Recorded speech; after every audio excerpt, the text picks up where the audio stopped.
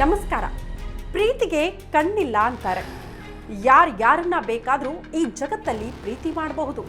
ಕಾರಣ ಪ್ರೀತಿಗೆ ಈ ಜಾತಿ, ಧರ್ಮ, ಗಡಿ, ದೇಶ ಎಲ್ಲವನ್ನ ಕೂಡ ಮೀರಿತು. ಕೆಲವೊಮ್ಮೆ ಇಂತಹ ಪ್ರೀತಿನೇ ಸಮಾಜಕ್ಕೆ ಅರಗಿಸಿಕೊಳ್ಳೋದಕ್ಕೆ ಆಗದೇ ಇರುವಂತಹ ಪರಿಸ್ಥಿತಿ ಕೂಡ ನಿರ್ಮಾಣ ಮಾಡಿಬಿಡುತ್ತೆ. ಈಗ ಇವತ್ತು ನಾವು ಹೇಳ್ತಾ ಇರುವಂತಹ ಕಥೆ ಕೂಡ ಅಂಥದ್ದೇ. ತನ್ನನ್ನ ಪ್ರೀತಿ ಮಾಡು ಅಂತ ಕೇಳಿದ್ದಕ್ಕೆ ಒಬ್ಬಾಕಿಯ ಜೀವವನ್ನ ತೆಗೆದು ನೇರವಾಗಿ ತಿರುಪತಿ ತಿಮ್ಮಪ್ಪನ ದೇವಸ್ಥಾನಕ್ಕೆ ಹೋಗಿ ತಿಮ್ಮಪ್ಪನ ದರ್ಶನ ಮಾಡಿಕೊಂಡು ಗುಂಡು ಹೊಡೆಸಿ ಕೂತಿದ್ದ ಆರೋಪಿಯನ್ನ ಪೊಲೀಸರು ಅರೆಸ್ಟ್ ಮಾಡಿ ಕರೆತಂದಿದ್ದಾರೆ. ಹಾಗಾದ್ರೆ ಏನಿದು ಸ್ಟೋರಿ ವಿವರಿಸ್ತೀನಿ, ಕೇಳಿಸ್ಕೊಳ್ಳಿ. ವೀಕ್ಷಕರೇ, ಅಷ್ಟಕ್ಕೂ ಈ ಘಟನೆ ನಡೆದಿದ್ದು ಬೆಂಗಳೂರಿನ ಪೂರ್ವ ಭಾಗದಲ್ಲಿ ಕೆಆರ್ ಪುರಂನಲ್ಲಿ.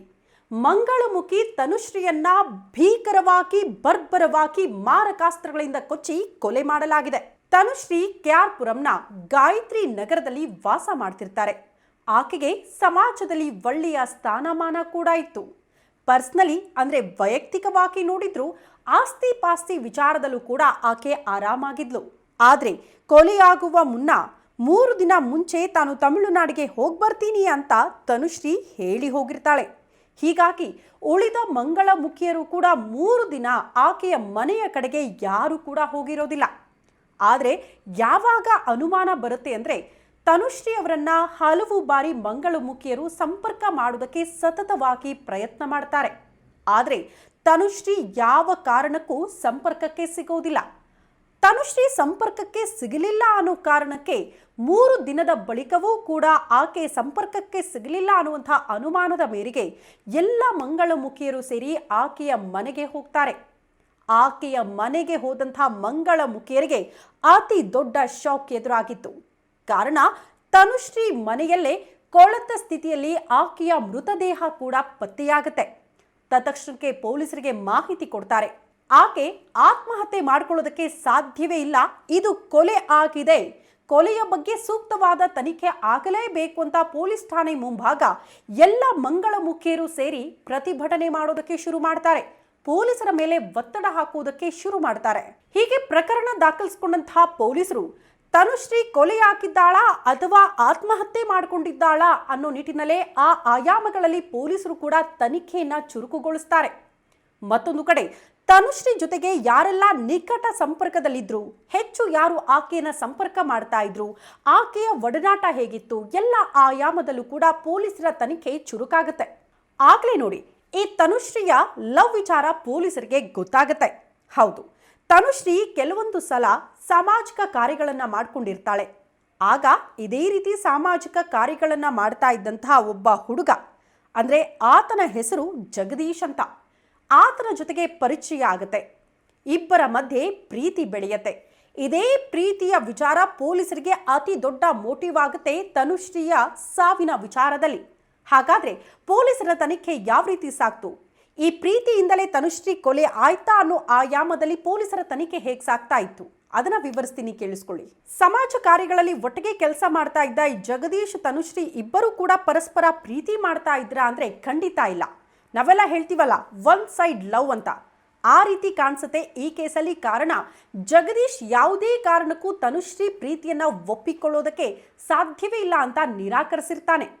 ಕಾರಣ ಇಷ್ಟೇ, ತನುಶ್ರೀ ಒಬ್ರು ಮಂಗಳಮುಖಿ, ನಾನು ಪುರುಷ, ಈ ಪ್ರೀತಿ ಒಪ್ಕೊಳ್ಳೋದಕ್ಕೆ ಸಾಧ್ಯ ಇಲ್ಲ, ಮದುವೆ ಅಂತಲೂ ಸಾಧ್ಯನೇ ಇಲ್ಲ ಅಂತ ಜಗದೀಶ್ ನಿರಾಕರಿಸಿ ಬಿಡ್ತಾನೆ. ಆಗಲೇ ನೋಡಿ ಜಗದೀಶ್ಗೆ ಅಸಲಿ ಸಮಸ್ಯೆ ಶುರುವಾಗೋದು. ಕಾರಣ ಜಗದೀಶ್ ಮತ್ತು ತನುಶ್ರೀ ಇಬ್ಬರೂ ಕೂಡ ಪರಸ್ಪರ ಪ್ರೀತಿ ಮಾಡ್ತಾ ಇದ್ರಾ ಅನ್ನುವಂಥ ಪ್ರಶ್ನೆಗೆ ಇಲ್ಲೇ ಇರೋದು ನೋಡಿ ಟ್ವಿಸ್ಟ್. ನಾವೆಲ್ಲ ಹೇಳ್ತೀವಲ್ಲ ಒನ್ ಸೈಡ್ ಲವ್ ಅಂತ, ಆ ರೀತಿ ಈ ಕೇಸಲ್ಲೂ ಕೂಡ ನೋಡೋದಕ್ಕೆ ಸಿಗುತ್ತೆ. ಕಾರಣ ತನುಶ್ರೀ ತನ್ನನ್ನ ಪ್ರೀತಿ ಮಾಡು, ಮದುವೆ ಆಗು ಅಂತ ದುಂಬಾಲು ಬಿದ್ದಿರ್ತಾಳೆ. ಜಗದೀಶ್ ಬಿಲ್ಕುಲ್ ಇದನ್ನ ನಿರಾಕರಿಸಿ ಬಿಡ್ತಾನೆ.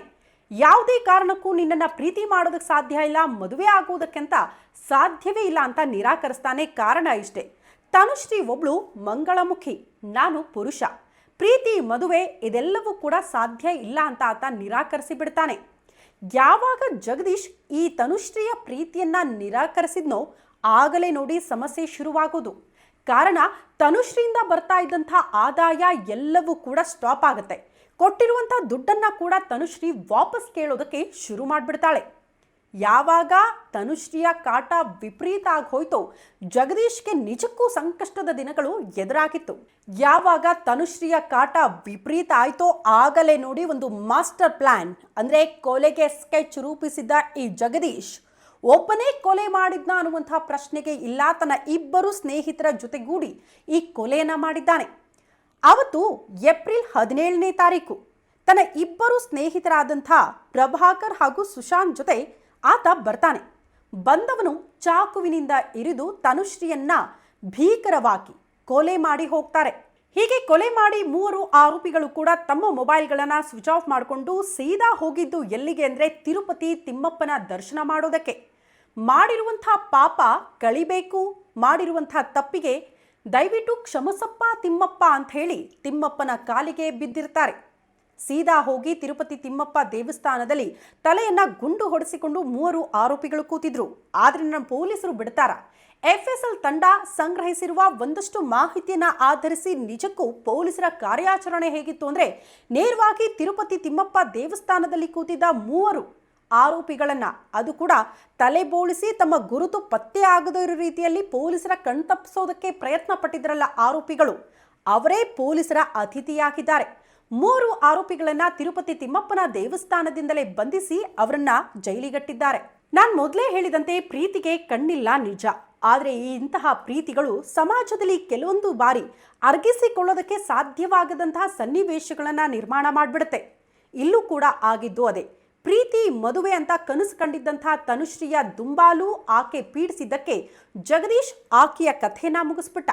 ಇದಾಗಿತ್ತು ಇವತ್ತಿನ ಕ್ರೈಮ್ ಸ್ಟೋರಿ. ಯಾರಾದರೂ ನ್ಯೂಸ್ ಬಿಟ್ ಲೈವ್ಗೆ ಸಬ್ಸ್ಕ್ರೈಬ್ ಆಗಿಲ್ಲ ಅಂದರೆ ಈ ಕೂಡಲೇ ಸಬ್ಸ್ಕ್ರೈಬ್ ಆಗಿ ಫಾಲೋ ಮಾಡಿ, ಸಪೋರ್ಟ್ ಮಾಡಿ. ಮುಂದಿನ ಸಂಚಿಕೆಯಲ್ಲೂ ಕೂಡ ಮತ್ತಷ್ಟು ಮಾಹಿತಿ ಹೊತ್ತು ನಿಮ್ಮ ಮುಂದೆ ಹಾಜರಾಗ್ತೀವಿ. ಅಲ್ಲಿ ತನಕ ನಮಸ್ಕಾರ.